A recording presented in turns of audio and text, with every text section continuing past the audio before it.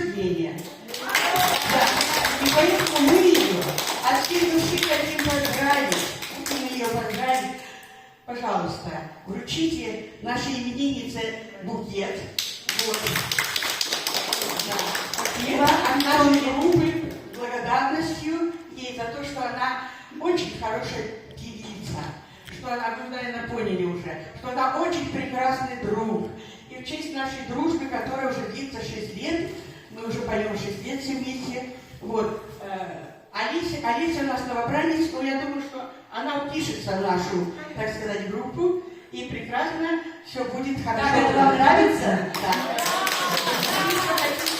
Мы еще хотим, такое событие у нас случилось, мы хотим поздравить Катарину не только букетом, но хотим спеть для нее песню.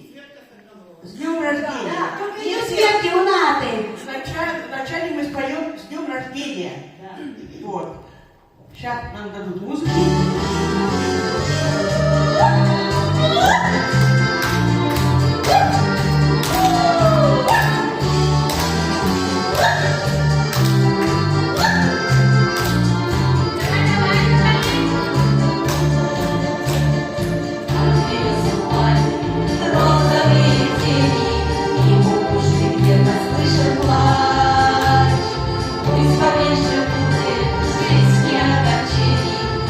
Побольше будет неудач. С днем рождения, Ната, с днем рождения.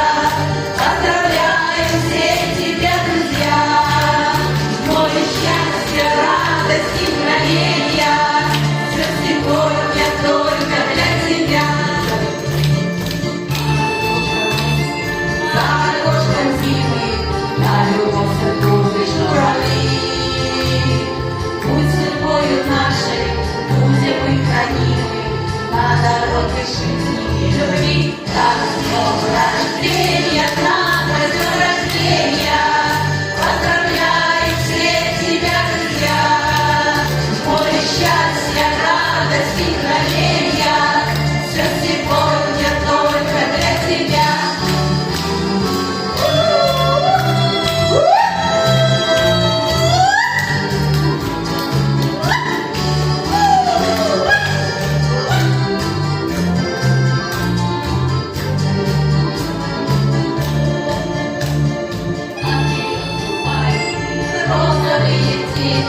И бабушки где-то слышен плач.